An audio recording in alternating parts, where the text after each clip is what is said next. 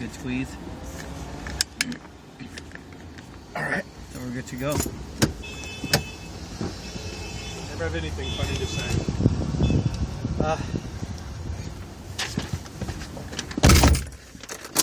Dude, I am jonesing for Jones. Oh my God. I want to see Uncle Chill. Man, yeah. I've missed him. I'll tell you. What's up, guys? This is Brian. Jesse. You're watching MMA the hard way in the car.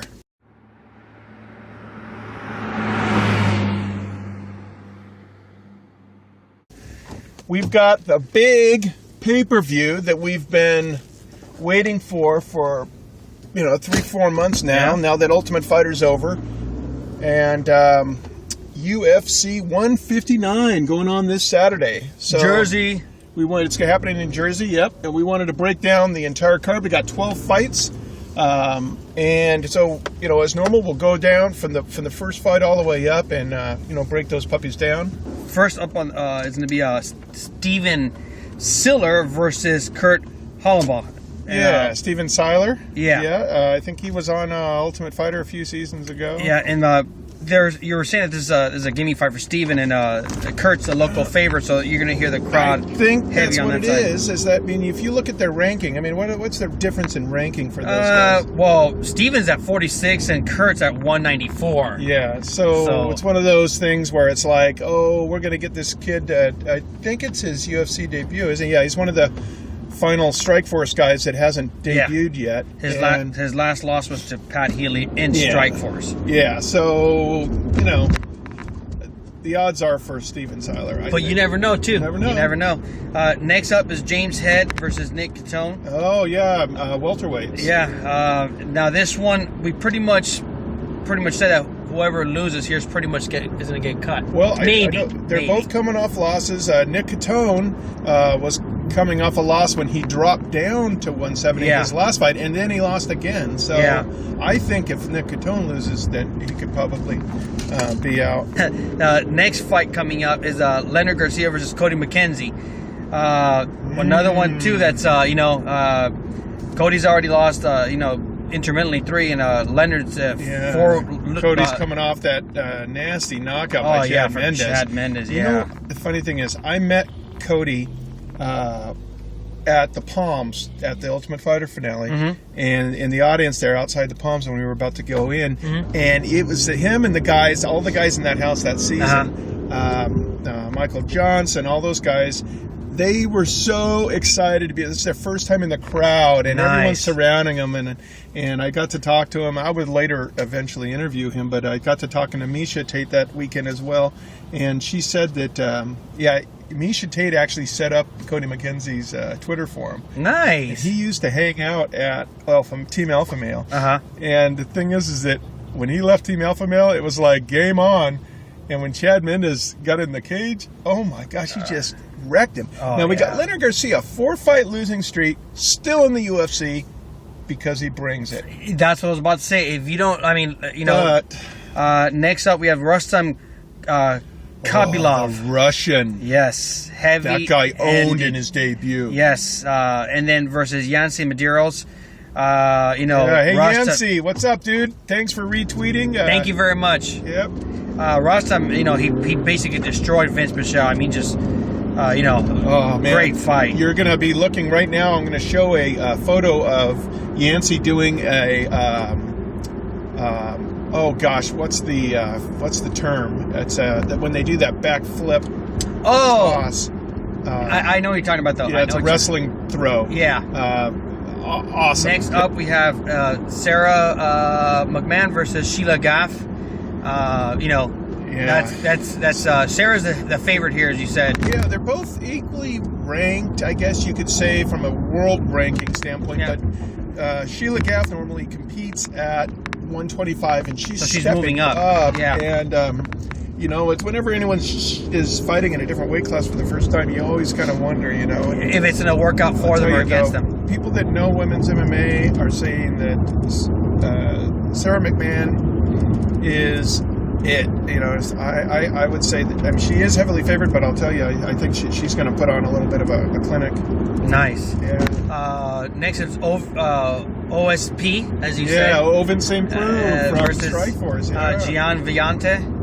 Now, you know, fight's going to be taking place at a light heavyweight. Owen's got some great striking, man. He's got just strike clinic. Very, very fast. Very crisp and surgical. Up next, we have Brian Carraway versus Johnny Bedford in bantamweight 135s. Just got announced today, I think. Last minute replacement. He's a last minute replacement, and which serves always as if you're a fighter and you're not fighting, always stay within your weight because you never know when they call you. Up next, we have Jim Miller versus Pat Bam Bam Healy. This might be fight of the night right here. Yeah. They both like to stand and bang. They both have great ground. You know, Pat Healy's no slouch, and Jim Miller, man, you saw what this to J-Lo. They've both been going up against some of the best guys in the world.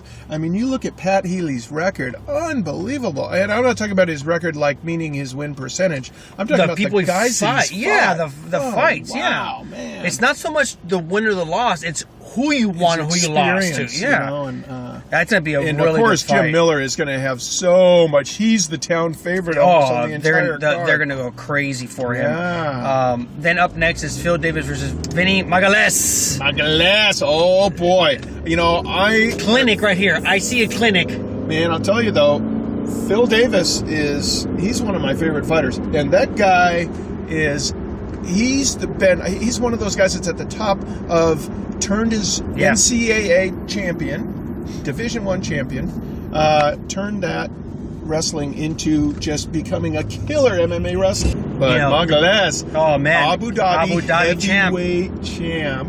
That, like I said, it's gonna be a clinic. You know, will Phil Davis do a Mr. Wonderful on Vinny? Yeah, I don't know. Phil Davis has some sick head kicks. Yeah, you know, and I think it's still gonna be a clinic. I really do think it's gonna be a clinic. Or you know what? Or it might just even out, and they might just stand and bang. You never know. Magalhaes has some KOs on his record. He does. Up next is our boy Big Country Nelson versus Czech Congo. That's going to be pretty. That fight could go anywhere. Ground really striking everywhere. I actually think it might come down to Czech Congo's cardio. If it takes 3 rounds, he tends to gas within the middle of the second round. He starts really gassing. Up next is the one. Now this fight is the one. It's got so much heat on. Oh man! Michael Bisping versus Alan Belcher. Now, what is the deal with the tattoos? Well, here's the thing. From what happened is, Bisping ran his mouth, said, you know what, I'm gonna knock you out, blah blah whatever. And Belcher says, you know what, but I've never been knocked out. But let's make it interesting. If you knock me out, I'll get your name with the English, the English banner, the Union Jack across my chest. No questions asked, I'll do it. But if I win, you're going to get, Johnny Cash on your arm. And, Bisping has never responded. So we'll just leave it at that. But that's got really true animosity and smack talking. I mean, it's not manufactured. It's legit. Bisping's been on a title quest for a while, and he couldn't get past Sonnen. Every time he gets to that cusp, he falls. I mean, and last time, the Chael Sonnen loss was one thing, but the Vitor loss, that was decisive. It was a KO, Yeah. And last but not least, Jon Jones versus Chael Sonnen. Now that one, as much animosity we thought we were going to hear, they've stayed very respectful. Kept it classy. Kept it classy. Dana White said that Chael's in Jon Jones' head a lot because he just keeps on making statements and he backtracks. That one's got me interested because, you know what? Chael could pull a win by just taking him down and grinding him out. But we were talking offline. Jon Jones is becoming like Anderson Silva, where we could almost assume he's going to win, but we want to know how he's going to win. So, great card. So, there you go, my friends. All right. Thanks a lot for everybody for viewing. Please subscribe and share this with your friends. Keep the Twitters coming. Thanks a lot, my friends. Take care. Have a good one.